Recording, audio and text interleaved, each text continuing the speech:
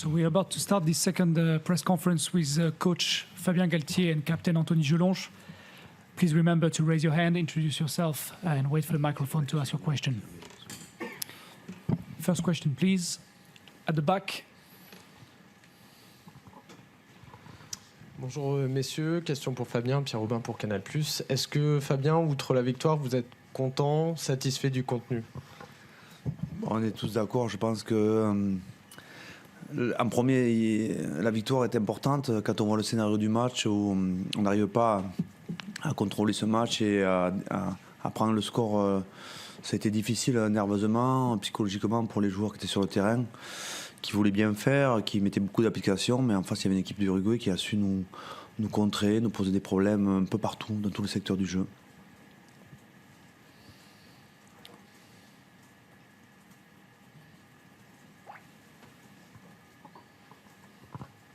Bonjour Fabien, Romain Malric pour le Disport. Je vais rester dans la même idée, mais Fabien, quels enseignements tu tires de ce match ce soir ? C'est un peu à chaud, c'est difficile de faire une analyse. On va prendre le temps de bien récupérer, de partager le plaisir d'avoir gagné ce match à Lille avec ce public fantastique. Et il y a pas mal de sujets de satisfaction, dont le retour d'Anthony en tant que capitaine. Donc on va s'intéresser à ce qui est positif. Il y a quelques éléments à retenir et à partager.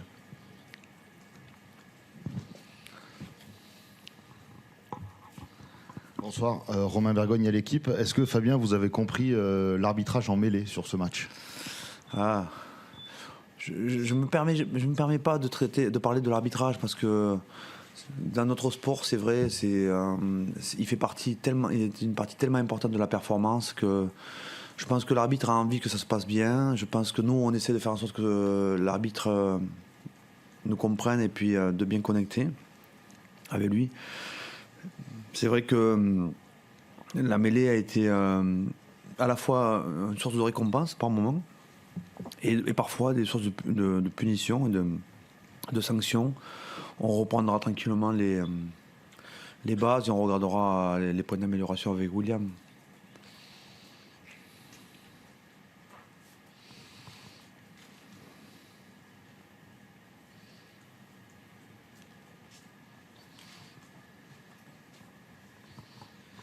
Fabián, le quería, en español, le quería hacer la pregunta de... ¿Está escuchando ahí? Sí. On n'a pas de traduction. Il n'y a pas de traduction en espagnol, je crois. Si, tu l'as toi? Allez-y. Le repito una pregunta que ayer le hacía a Rafael Ibáñez y que me decía que no estaba en condiciones de responder, pero... Ça marche pas, moi j'entends pas le traducteur en fait.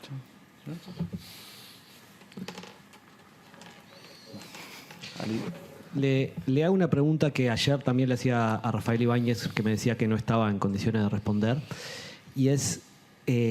Uruguay acaba de venir el entrenador y el capitán y dijeron un mensaje: necesitamos competencia ante los principales seleccionados del mundo. En 4 años Uruguay solo jugó un partido contra un equipo tier 1 que fue Italia.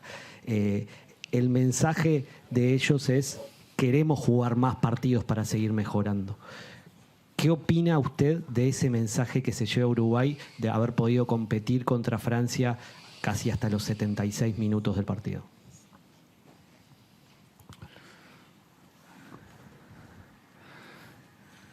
C'est vrai, on est d'accord avec vous. Si on veut que le rugby mondial se développe, il faut que ces nations, l'Uruguay qui est classé à la 17e place aujourd'hui, je m'excuse, j'ai un retour. Donc, je vais parler. L'Uruguay qui est classé à la 17e place aujourd'hui a besoin de matcher avec des équipes au-dessus d'elle. D'autant plus qu'ils ont une province, Penarol, qui fait l'American League et qui gagne l'American League. Donc ils sont bien structurés et on voit bien les problèmes qu'ils ont posés. Au Japon, ils avaient battu les Fidji en match de poule. Ils avaient accroché le Pays de Galles. Ils avaient perdu plus largement face à la Géorgie. Donc c'est une équipe qui a envie d'en découdre avec les meilleures nations. Mais la seule compétition aujourd'hui qui existe et qui le permet, c'est la Coupe du Monde tous les 4 ans. Et difficile pour eux de trouver d'autres compétitions Et le cas de nation, voilà, c'est un sujet intéressant de développement du rugby dans le monde. Ouais. Si on veut que le rugby se développe dans le monde. C'est juste. Ça peut être une nation émergente, comme le Japon l'a été, comme la Géorgie, comme l'Italie.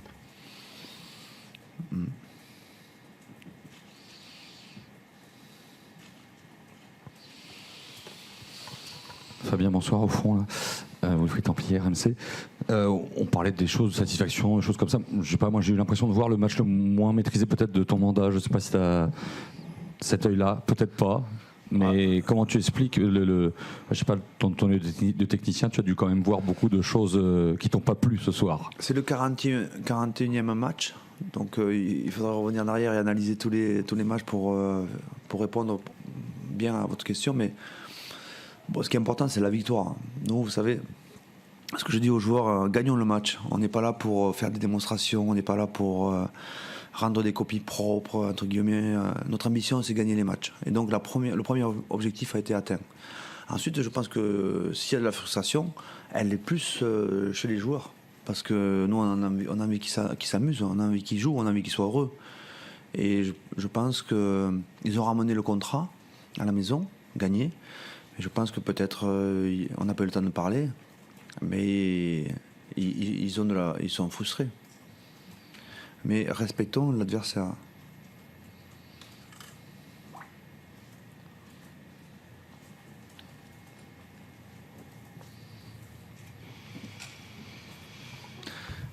Vous devriez devenir devant parce qu'ils avaient tous la main en fait. Vous ne les voyez pas. Mais... Fabien, bonjour. Grégory, l'auteur pour la République des Pyrénées.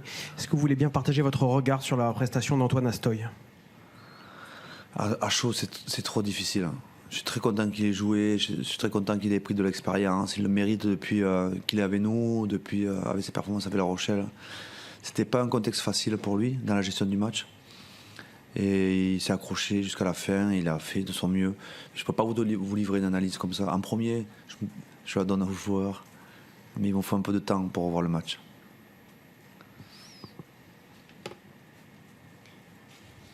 On va aller devant et après au fond là-bas. Venez devant parce que on les voit tous. Bonsoir, une question pour Anthony quand même. On aimerait savoir ce qui t'est passé au travers de la tête avant le match, quand tu es rentré sur le terrain déjà, et en espérant que le contenu n'a pas un peu tout gâché. Non, j'étais très heureux de pouvoir refouler la pelouse, revoir une ambiance telle qu'ici à Lille, c'était exceptionnel pour moi ce soir. Et je pense que ça m'a bien libéré dès le coup d'envoi d'avoir un ballon, de toucher un ballon, d'avoir le premier plaquage à faire. C'est ce qui m'a libéré. Et maintenant, je suis prêt à matcher. Et voilà.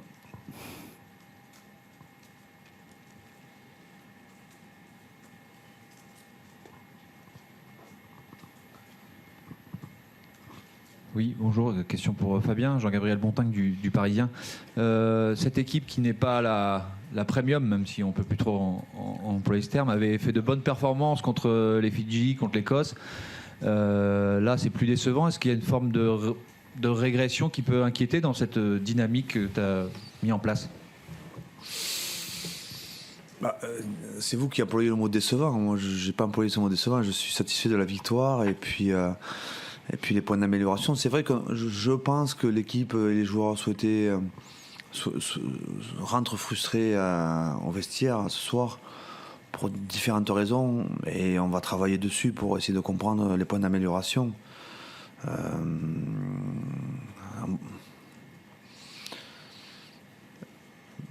Je pense que par expérience aussi dans le rugby en général, les matchs il faut les jouer.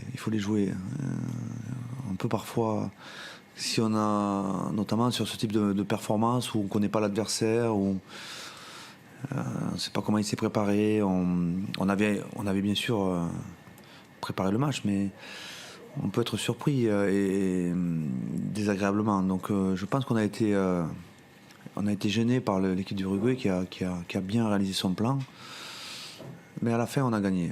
Donc on est quand même satisfait. Bon. bonsoir messieurs, merci, bravo pour la victoire. Ma question, Anthony, vous avez parlé du public qui vous a poussé quand vous êtes rentré sur le terrain. Fabien, mardi dernier, vous avez parlé en conférence de presse de cette dette que vous aviez envers le Nord et que vous aviez l'intention de revenir. Est-ce que justement, aujourd'hui, vous avez vécu cette ambiance, elle vous a porté, elle vous a aidé à performer davantage sur le terrain et sur le banc? Il faut demander aux joueurs. Nous, on est en tribune avec le public. Donc, en plus, comme on est en loge, on n'entend pas tout, mais on ressent quand même fortement l'énergie que nous apporte ce public français. Et on n'y est pas indifférent. Et c'est vrai que c'est bien.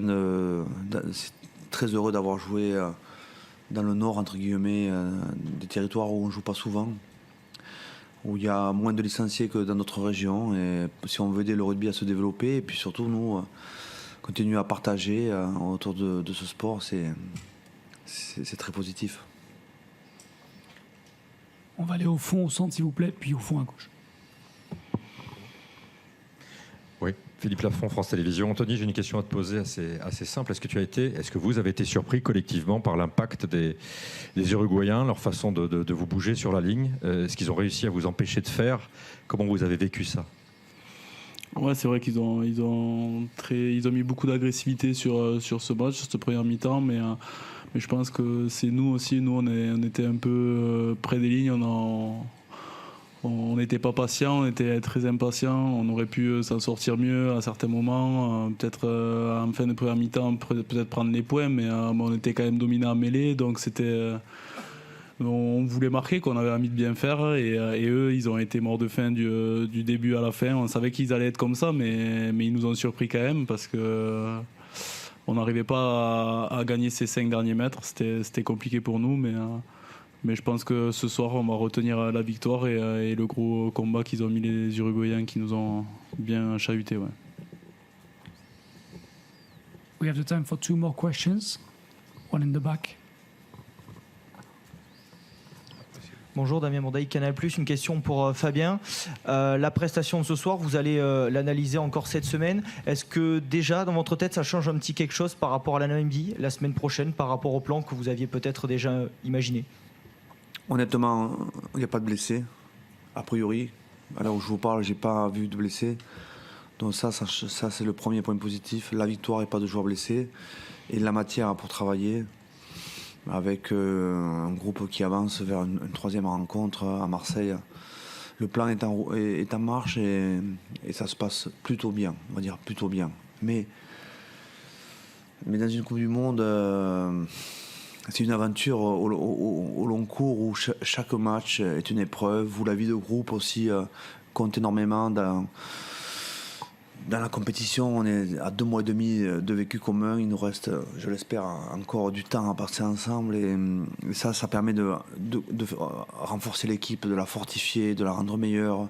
Les grands moments, les moments où on est un peu frustré comme ce soir, mais la victoire est là. Tout ça va contribuer à nous faire avancer, à nous rendre encore plus forts pour dans une semaine à Marseille. Et la dernière question, tout au fond, s'il vous plaît. Oui, bon. Vous avez fait un frustré devant aussi. Hein. Il a fait oh putain. Bonsoir, désolé pour mon collègue frustré. On lui passera, il est en rose, j'ai remarqué.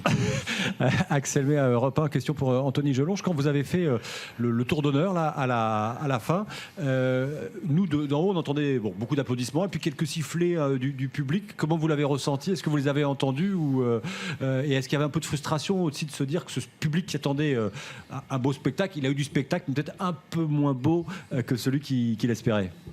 Non, c'est vrai que nous, on n'a pas ressenti les sifflets. On a vu un public qui nous applaudissait quand même, qui était fier de nous.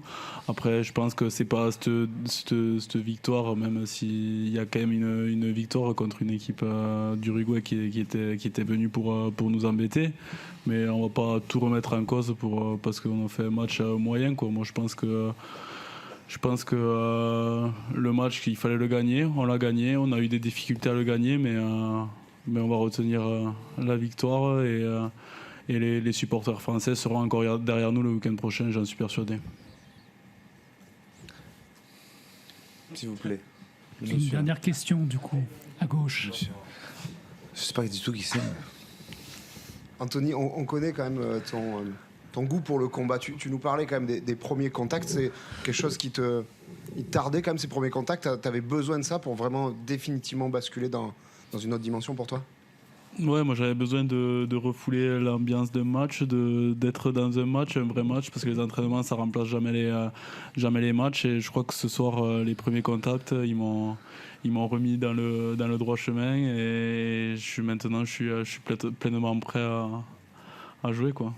C'était un peu un test aujourd'hui, mais ça s'est avéré concluant, quoi. J'avais le feu vert de tout le monde, donc j'étais très content. Je me souviens de ton premier plaquage.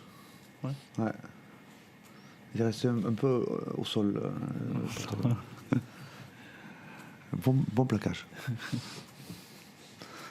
Merci beaucoup, messieurs. C'est la fin de cette conférence de presse.